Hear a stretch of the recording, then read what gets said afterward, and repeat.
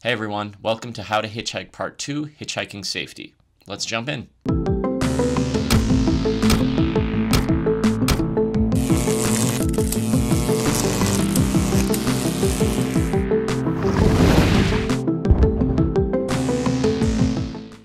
Number 1, try to travel in a group.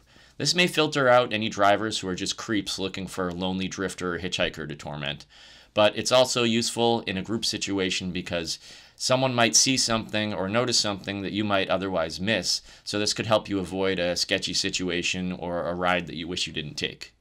And when you're on the edge of the road waiting for a ride, don't stand too close to the edge of the road itself, where a car may hit you as it comes around a corner or if the driver's not paying attention. When you've been waiting for a ride for a long time and someone finally pulls over, it's really exciting. But before you even talk to the driver or jump in the car and take off down the road, there's a couple things you can do to just, assess the safety of the vehicle. As you're walking up to it, you and the other people in your group can check to see, does it have a flat tire? Are the windows broken? Does anything seem sketchy or weird about the situation? If you're going to be riding in a pickup truck, are there like unsecured, sharp pieces of rusty metal that could stab you as it's driving down the road? Just look at these kind of things and, see what kind of situation you're getting in before you actually get in the car and are driving down the highway. When I was hitchhiking with a couple friends in Missouri, we got a ride from somebody where the back window of the car was smashed out. The guy got out to let us put our bags in the trunk, and he opened the trunk with a pair of scissors. For some reason, we got in the car and went down the road. It turns out that he had just stolen the car.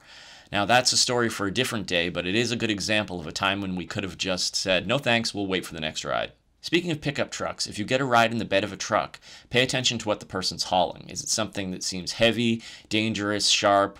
Could be like pesticides or poison, or it's something that could shift as they're driving and maybe tip over on you. That's stuff that you never want to deal with. Also, if you're riding the bed of a truck, you never want to lean against the tailgate as it's driving down the road. You don't know if the tailgate's broken, if the person closed it properly, so it's always safer just to lean against the side of the bed of the truck or lean up against the back, but never against the tailgate of the truck.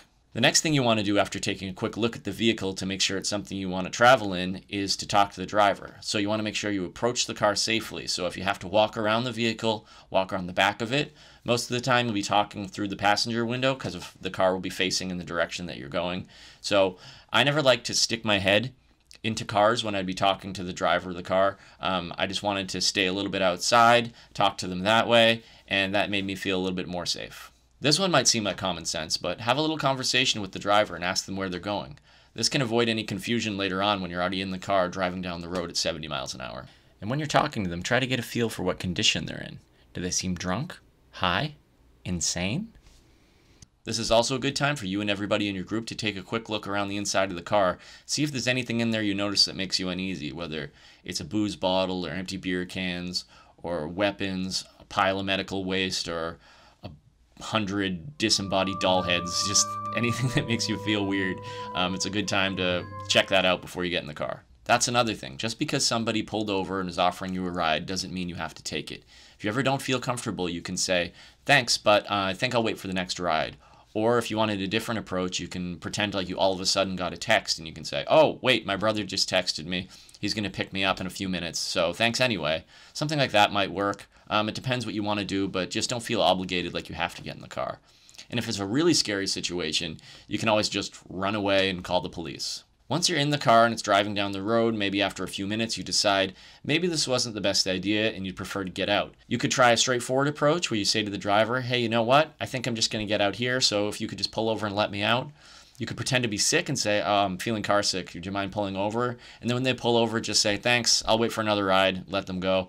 Or you could pretend to get the text on your phone, look at your phone and say, hey, you know what? I'm actually going to get a ride from my dad or my brother or, my sister, my boyfriend, whatever. I'm going to get it at the next exit, so you can just pull over there and let me out. That would be great. So something like that might work in a situation where you need to get out of the car after you've already been picked up. So this brings me to security. A lot of people like to have a knife or a weapon or something close by when they're hitchhiking or just traveling or hiking in general. I always had a knife close by to me, not specifically when I was hitchhiking, but just because I always had a knife close by to me when I was traveling at all. It definitely made me feel safer, but everybody has their own idea of personal security, so just think about it and do whatever you feel is best for you.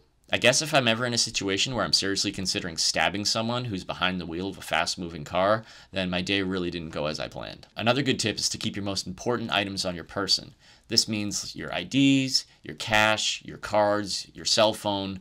Make sure these are in your pockets, or maybe you put a card or money in your shoe or something, but don't put it in your backpack where it could get separated from you. Like someone might say, throw the backpack in the trunk, then when you get out, they take off down the road. I've heard that happen before. It never happened to me. Or it's possible your bag could get stolen from you, and if that happened to you, at least you'd have your most important items right with you.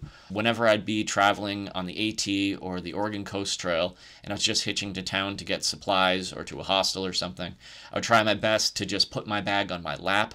That way I had everything super close to me, and I didn't have it in the trunk or somewhere where it feels like someone could just take off with it. And then when you get to your destination and you're getting out of the person's car, make sure you have all the stuff with you that you had when you got into it.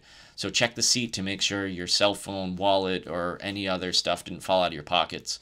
Also, if you put stuff in the trunk, make sure you get it all out, and make sure something didn't fall off of your bag. I talked to somebody on the AT who lost their trekking poles because they had them attached to their bag, but when they threw them in the trunk, they became unattached, and they never saw them again, so they had to buy a new $100 pair of trekking poles. So make sure you have everything, and remind the people you're with. Do you guys have everything? That never hurts. So those were some simple hitchhiking safety tips to hopefully give you a little bit more confidence in your next adventure. If you haven't watched the first video, How to Hitchhike, I'll put the link in the description below. The most important things to keep in mind on any kind of adventure, whether it's a hitchhiking trip or a backpacking trip in the wilderness, is just to do your research, trust your gut, trust your instincts, slow down, assess the situation, and also make sure you keep watching Hike Slam. Later.